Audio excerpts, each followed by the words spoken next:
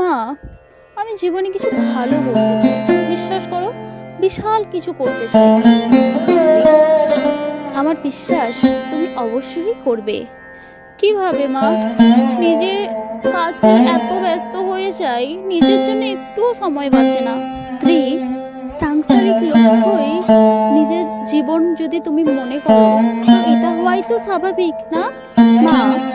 জীবনে এটা ছাড়া আর কি প্রয়োজন থাকতে পারে বলতে পারো? স্ত্রী, সংসারে কর্ম করাটাই প্রয়োজন, কিন্তু জীবনের বাকি দিকগুলোও ধ্যান দেওয়াটা দরকার।